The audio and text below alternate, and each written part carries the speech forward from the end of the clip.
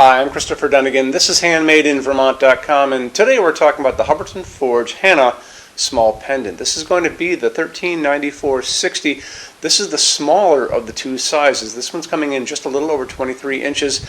There's a larger version of the Hana, and that's coming in at, what is it coming in at? At 29, just a smidge over that. So if you're in a quandary about what's right for you, you can always email us details or pictures of your project, and we can help you make a decision on those things.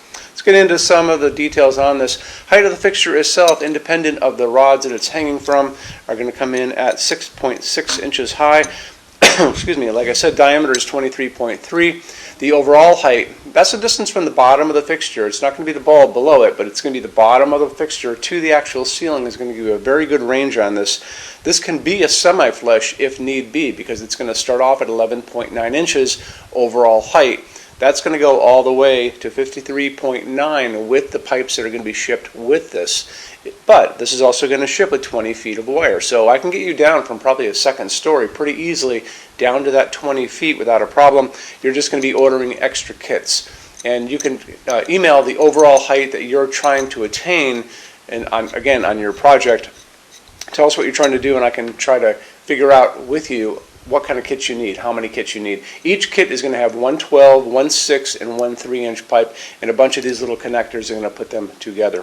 Always good to know. Lots of other little details we're going to go over. This is coming in 11.8 pounds. It's very light. It's only going to it's only going to hang from a normal 4-inch junction box.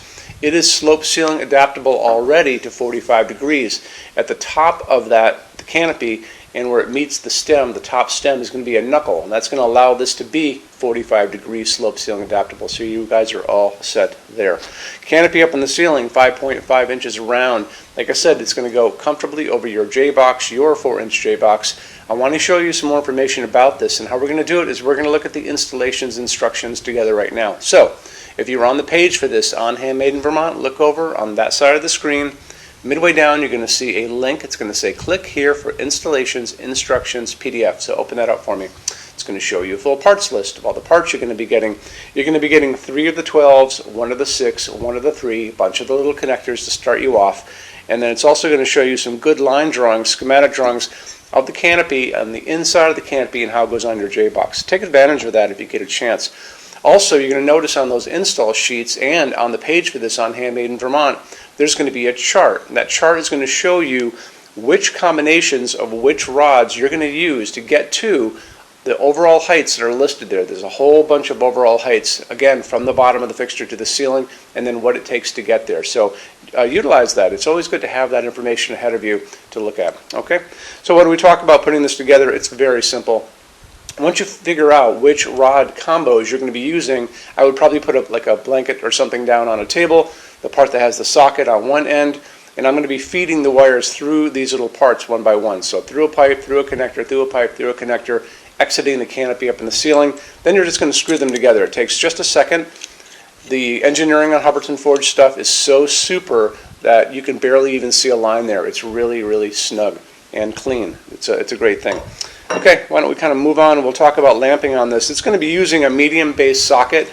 That's just a screw-in socket we all grew up with, just like that. So when they always say a recommended bulb in A19, it's just a standard light bulb that we all have, again, size-wise, have done. You can go up to 75 watts if you want to go incandescent on this without any problem. That's going to be because of the heat that a 75-watt incandescent generates. But if you want to do LED, it's really up to you. You can go to town on this. You can put in, there's nothing underneath it. It's just pure task lighting coming down, which is great. This is going to be wonderful over an island. People will put these over pool tables, all kinds of places where you want a lot of light down to see what you're doing. So you could put, this is an A19, you can put an A20, an A21. I've seen 300-watt equivalent LEDs that were A23s. Now, there's aesthetically, you're still going to be able to see this bulb, so you might want to kind of think about the prettiness of the bulb that you're going to be using. You might want to use an Edison bulb. Those are the kind of old-timey ones, a little bit like this, but they have a point on them, like Thomas Edison made it for you. They're also going to recommend these bulbs. These are decorative G bulbs or globes, and again, very nice. My take on it is, if these are going to be kind of up and not in my eyes, I would be maybe doing something like this. This is just easy to get. Again, it doesn't matter about the equivalent wattage because they don't generate much heat. but this one is going to be an opaque white, so I'm not going to see the filaments inside. They're so inexpensive, and you can get them in so many places, you might want to try different bulbs and see what you think. And excuse me, those bulbs are going to be offered to you in all kinds of different ways. I find them at Lowe's, Home Depot, Ace Hardware, Amazon. My grocery store sometimes has these. And they're going to offer them to you in 2700 Kelvin. That's going to be a super yellow light like a setting sun. They're also going to offer these bulbs to you in something called daylight, which sounds like a warm light, but it's not. That's that bluish white overcast day hospital waiting room light. That's 4,000, 5,000 Kelvin on that Kelvin scale. What we like to use in our showroom, we talk about it all the time, is warm white, soft white, because that mimics the nice warm light of an incandescent bulb. This light coming down on my table is warm white, soft white. That's 3,000 Kelvin, so that's what we like to use here.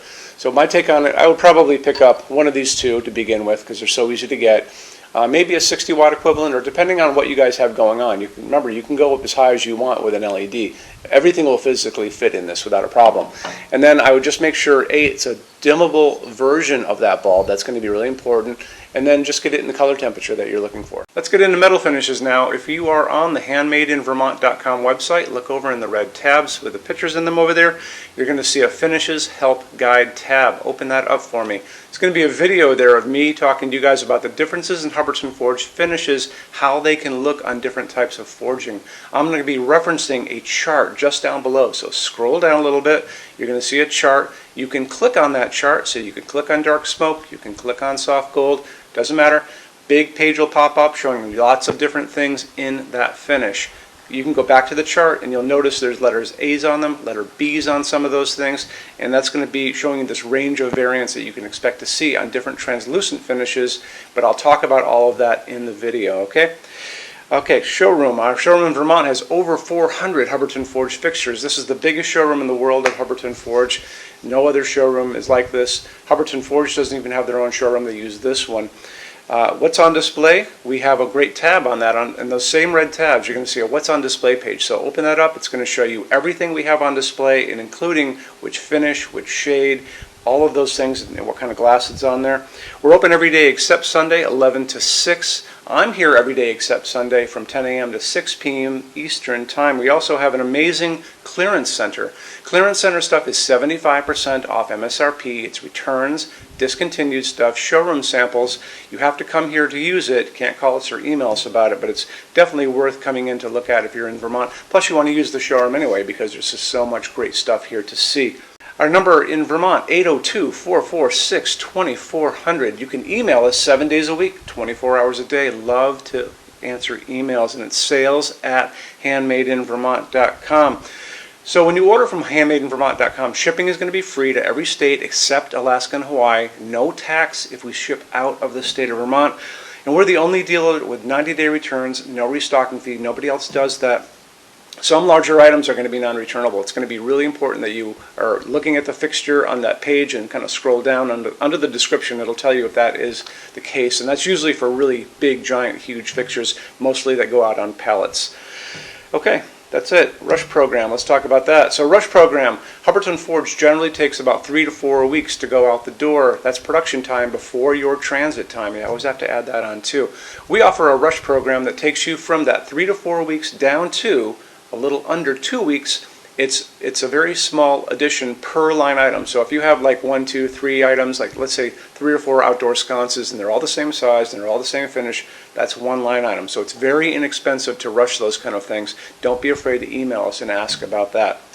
Okay, so that's really it. If you guys have any other questions, let us know. We would love to see you in our showroom sometime. And thanks for stopping in.